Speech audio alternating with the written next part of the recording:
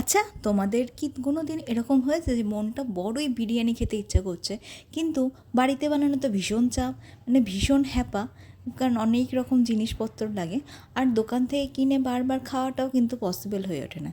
এই সময় যদি আমরা তোমাদের বিরিয়ানির মতোই কিন্তু খুব সহজ পদ্ধতিতে তৈরি হয়ে যাবে, একদম কোনো ঝুট ঝামেলা থাকবে না, বিনা ঝুট ঝামেলা একদম বিরিয়ানির মতো টেস্টের একটা আইটেম যদি তোমাদের সামনে ইজি পদ্ধতিতে করে দেখাতে পারি তো কেমন হয়। তো নমস্কার বন্ধুরা, রান্নাবাটি জমজমাটি চ্যানেলে তোমাদের সকলকে স্বাগত। আজকে তোমাদের সামনে করে দেখানো হবে বিরিয়ানির ভাইরা ভাই, মানে বিরিয়ানির মতোই চিকেন আর আলু দিয়ে তৈরি চিকেন রাইস বা চিকেন ভাত। তো দেখতে থাকো আমরা এই চিকেন রাইস রেসিপিটা কি করে বানাচ্ছি। আমাদের এই চিকেন রাইসটা বানানোর জন্য একটা মশলা রেডি করে নিতে হবে। দেখো তোমরা এখানে দেখতেই পাচ্ছ, প্রথমে নিয়ে নিচ্ছি গোলমরিচ গুঁড়ো, তারপর নিয়ে নিচ্ছি একটুখানি দারচিনি, 4টের মতো লবঙ্গ, 4টের মতো এলাচ, তার সাথে নিয়েছি জয়িত্রী ফুল।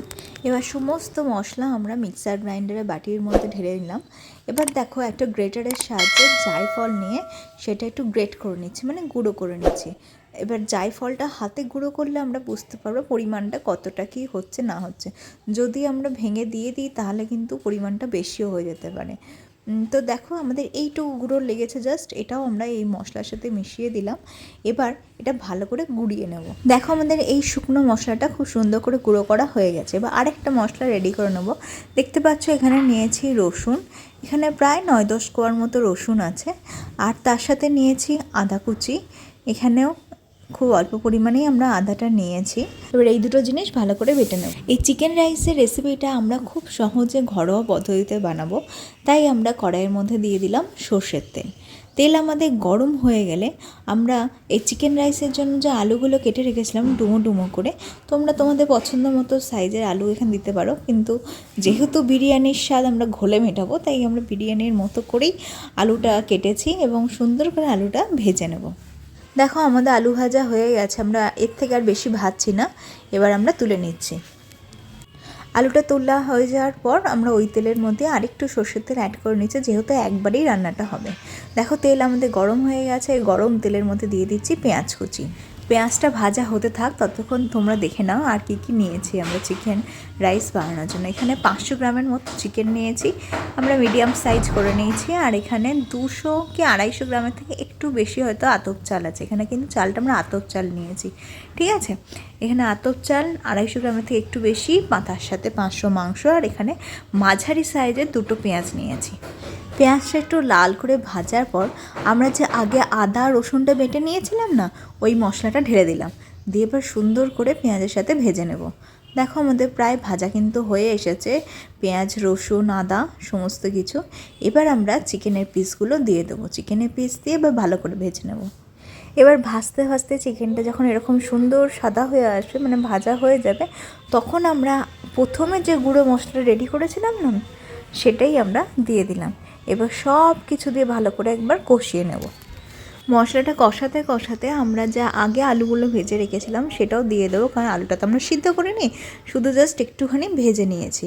এবার চিকেনের সাথে আলুগুলো এই মশলার সাথে ভালো করে কষিয়ে নেব, আর তার সাথে দিয়ে দিচ্ছি চেরা কাঁচা লঙ্কা। এবার যে যেমন ঝাল খেতে পছন্দ করো সেই অনুযায়ী এখানে লঙ্কা কুচি অ্যাড করবে। তার সাথে দিলাম ফেটিয়ে রাখা টক দই, এখানে দেখতে পাচ্ছ ছোটো চামচে 2 চামচের মতো আমরা এখানে টক দই নিয়েছি এবং সুন্দর করে সেটা ফেটিয়ে নিয়ে তারপর কিন্তু আমরা রান্নাতে দিলাম।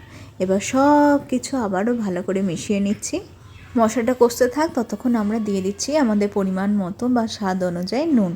এখানে যে যেমন নুন খেতে পছন্দ করবে সেই তোমাদের স্বাদ অনুযায়ী নুন দিয়ে দেবে। তারপর ঢাকা দিয়ে দিলাম, কারণ আলু আর মাংসটা আমাদের এইভাবেই জল ছাড়াই সিদ্ধ করে নিতে হবে।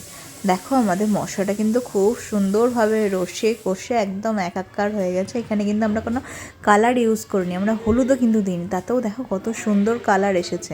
দেখো মাংস আর আলু কিন্তু খুব সুন্দর করে সিদ্ধ হয়ে গেছে। এবার কিন্তু আমরা তুলে নিচ্ছি মাংস আর আলুটা। তোমরা হয়তো ভাবছো একটা একটা করে তোলার কী আছে, একবারে ঝপাত করে ঢেলে দিলেই হয়, কিন্তু না, এর তোলার পিছনে যথেষ্ট কারণ আছে। কারণ দেখো এরকম ছেঁকে ছেঁকে তোলার ফলে এই মশলাটা কিন্তু আমাদের কড়াইয়ের মধ্যে রয়ে গেছে। এবার এই মশলার মধ্যেই কিন্তু আমরা চালটা ভেজে নেব। যে আতপ চালটা যেটা ধুয়ে জল ঝরিয়ে নিয়েছি সেই চালটা কিন্তু সুন্দর করে মশলার সাথে ভেজে নেব। বললাম না রান্নাটা আমরা একেবারে করব, তাই আমরা আর এক্সট্রা করে কোনো তেলও দিইনি, কোনো আলাদা করে মশলাও দিইনি চালটা ভাজার জন্য। দেখো এই মশলাতে কিন্তু চালটা সুন্দর করে ভাজবো, কারণ চাল যত সুন্দর করে ভাজা হবে তত ভাতটা ঝরঝরে হবে।